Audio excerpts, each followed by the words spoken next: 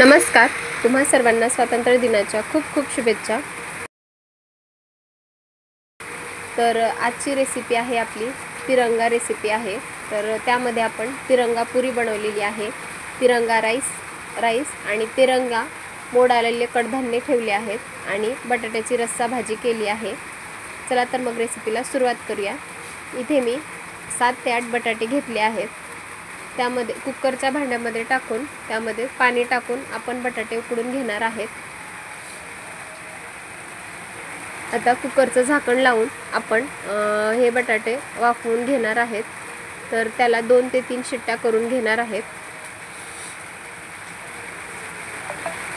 आपले बटाटे शिजत आहेत तोवर आपण इकडे भाजीसाठी मसाला तयार करणार आहेत. मसाल्यामध्ये मी घेतला आहे बारीक चिरलेली कोथिंबीर घेतली आहे, कांदा घेतलेला आहे बारीक चिरून, टोमॅटो घेतलेला आहे चिरून,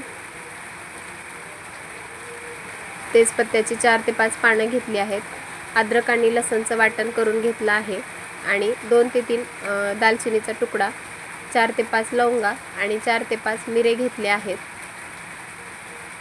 इथे अर्धा चमचा धने पावडर घेतली आहे आणि भाजीला अजून जास्त चव येण्यासाठी पांढरे तीळ भाजून घेतले आहेत. सोबतच शेंगदाणे सुद्धा भाजून घेतले आहेत. आपला बटाटा आता चांगला शिजला आहे, तो आपण त्याची साल काढून घेतला आहे.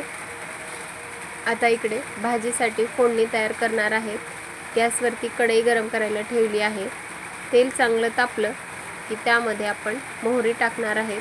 मोहरी चांगली तडतडली की त्यामध्ये अर्धा चमचा जिरं टाकून घ्यायचे आणि जो आपण खडा मसाला घेतला होता तो टाकून घ्यायचा. दालचिनी, तेजपत्ता त्यामध्ये टाकून घ्यायचं आणि कांदा आपल्याला चांगला लालसर रंग येईपर्यंत परतून घ्यायचा आहे. गॅस कमी करायचा आणि कांदा चांगला लालसर रंग येईपर्यंत परतून घ्यायचा. कांदा पटकन लालसर रंग यावा म्हणून त्यामध्ये अगदी थोडंसं मीठ टाकून घ्यायचं, कारण त्यामुळे पटकन कांदा लालसर होतो. आता आपण जे अद्रक आणि लसणचं वाटण केलं होतं ते त्यामध्ये टाकून परत एकदा मिक्स करून घ्यायचं.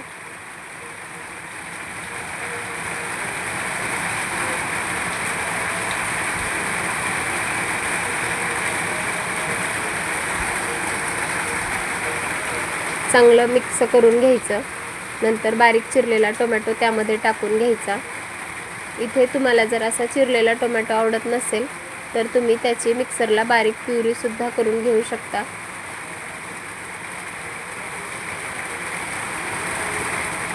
टोमॅटो, कांदा आणि मसाला चांगला एकजीव मिक्स करून घ्यायचा.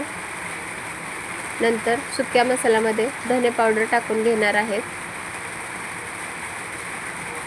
चिमूटभर हळद टाकून घ्यायची. गरम मसाला टाकलेला आहे. तुमच्या मसाला डब्यामध्ये जो मसाला आहे तो तुम्ही टाकू शकता. घरगुती लाल तिखट टाकलं आहे. तुमच्या आवडीनुसार तिखट तुम्ही कमी जास्त करू शकता. आणि आता हे सर्व मसाला मिक्स चांगला परतून घ्यायचा.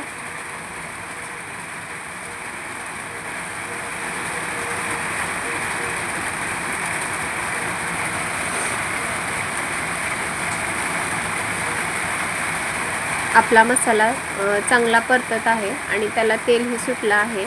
तोवर आपण इकडे उकडलेला बटाटा मॅश करून घेणार आहेत. पळीने त्याला मॅश करून घ्यायचं किंवा चाकूने सुद्धा कापून घेऊ शकता. पण एक चांगला शिजला आहे त्यामुळे पटकन मॅश होत आहे. बारीक करून घ्यायचं आणि या मसाल्यामध्ये उकडलेला बटाटा टाकून घ्यायचा आणि त्या मसाल्यामध्ये चांगलं मिक्स करून घ्यायचं.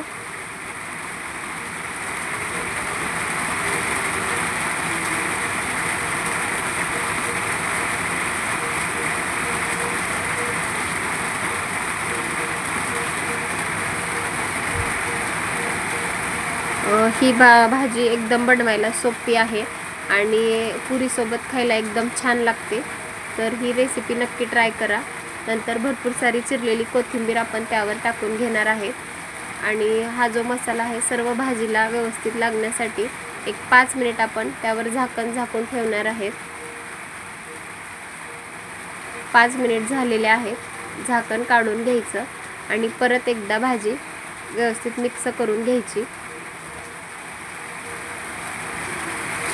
तुम्हाला हवं तर तुम्ही रस्सा करा किंवा अशी सुद्धा सुक्की भाजी सुद्धा खायला खूप छान लागते। आता त्यामध्ये मी थोडंसं रस्सा करायचा आहे म्हणून पाणी टाकून घेणार आहे। तुमच्या आवडीनुसार तुम्ही पाणी कमी जास्त करू शकता। आणि जेव्हा आपण पाणी टाकू तेव्हा ते पाणी अगदी कोमट गरम करून घ्यायचं, थंड पाणी टाकायचं नाही, त्यामुळे भाजीला चव येणार नाही। अगदी थोडंसं कोमट करायचं आणि त्यामध्ये कमी जास्त पाणी तुम्ही करू शकता। जर तुम्हाला जास्त घट्ट आवडत असेल तर अगदी थोडंसं पाणी टाकून घ्यायचं आणि पातळ करायचं असेल तर थोडं जास्त पाणी टाकून घ्यायचं। चवीपुरतं मीठ टाकून घ्यायचं। कांदा परतताना आपण त्यामध्ये मीठ टाकलं होतं म्हणून कमी मीठ टाकलं आहे आणि वरून भरपूर सारी कोथिंबीर टाकून घ्यायची।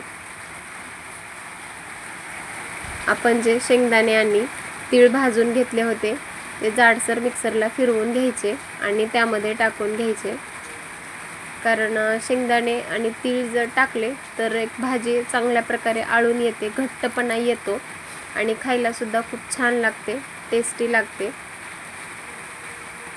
आता आपण भाजीला एक चांगली उकळी काढून घेणार आहेत। या पद्धतीने तुम्ही नक्की ही भाजी ट्राय करून बघा। आता आपली भाजी चांगली शिजली आहे, गॅस बंद करून घ्यायचा आणि नंतर तुम्ही पुरीसोबत खा किंवा भातासोबत खा, चपाती बरोबर खा, भाजी खायला एकदम छान लागते। आपली भाजी चांगली शिजली आहे तर आता आपण इकडे पुरीसाठी पीठ मळून घेणार आहेत। आज आपण तिरंगा पुरी बनवणार आहेत, त्यासाठी मी इथे गव्हाचं पीठ चाळून घेतलं आहे, त्यामध्ये थोडंसं मीठ टाकून घेतलं आणि अगदी थोडंसं पाणी टाकून एक पिठाचा आपल्याला घट्ट गोळा मळून घ्यायचा आहे। एकदाच पाणी जास्त टाकायचं नाही, थोडं थोडं करून पाणी टाकून आपल्याला पिठाचा घट्ट गोळा मळून घ्यायचा आहे। आपण पोळीसाठी पीठ हे थोडंसं पातळ करतो, पण जेव्हा आपण पुरी बनवायची असते तेव्हा ते पीठ आपल्याला अगदी घट्ट पाहिजे, म्हणून थोडं थोडं पाणी टाकून त्याला मळून घ्यायचं। नंतर आपण इथे कलरची पुरी करणार असल्यामुळे त्याचे छोटे छोटे भाग आपण कट करून घेणार आहेत। इथे मी 3 भाग करून घेतले आहेत।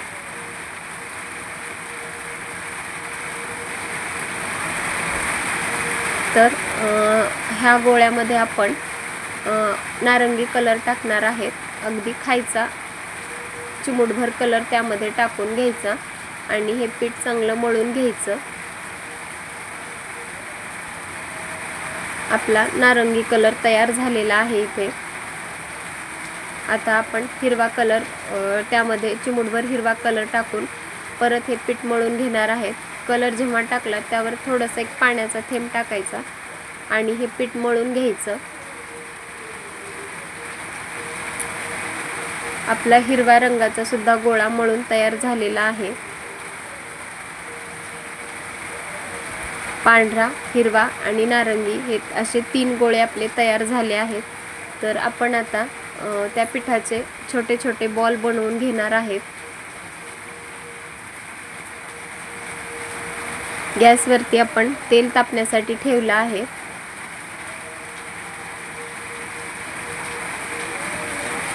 छोटे छोटे बॉल बनवून घ्यायचे।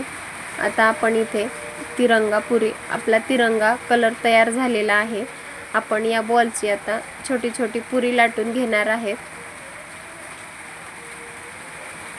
या पद्धतीने तुम्ही पुरी लाटून घ्यायची। पुरी लाटताना जास्त पातळही लाटायची नाही किंवा जाड लाटायची नाही, हलक्या हाताने पुरी लाटून घ्यायची।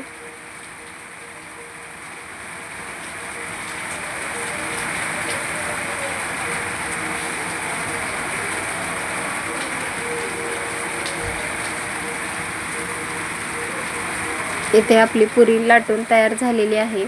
आपलं तेल सुद्धा चांगलं तापलं आहे, तर तेलामध्ये आपण या पुऱ्या सोडून घेऊयात।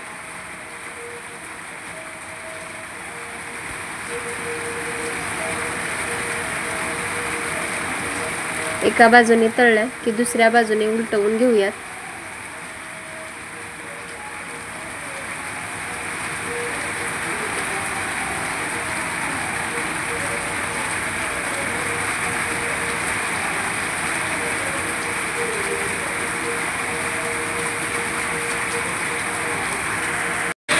पुरी आपली चांगली तळून झालेली आहे. तेल चांगलं नितळायचं आणि पुऱ्या काढून घ्यायच्या. अशाच प्रकारे आपण हिरव्या रंगाच्या सुद्धा पुऱ्या तळून घेणार आहेत.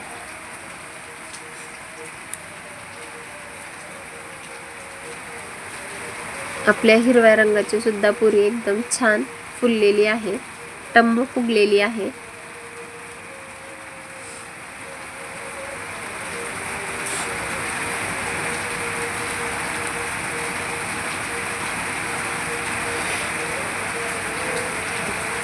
या सुद्धा पुऱ्या तळून झालेल्या आहेत. तेल सर्व नितळायचं आणि एका प्लेटमध्ये काढून घ्यायच्या आहेत. इथे आपला तिरंगा कलर पुरी तयार झालेली आहे.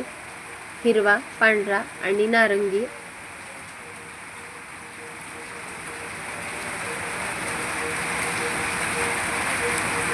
एकदम छान अशा पुऱ्या आपल्या झालेल्या आहेत. ही रेसिपी तुम्हाला कशी वाटली नक्की कमेंट करून सांगा. आणि व्हिडिओ जर आवडला असेल तर सबस्क्राईब, लाईक आणि शेअर नक्की करा. सोबतच बेल आयकॉनवर क्लिक करा. आणि माझ्या रेसिपी तुम्हाला कशा वाटतात नक्की कमेंट करून सांगा. पुन्हा भेटूयात अशाच एका रेसिपी बरोबर.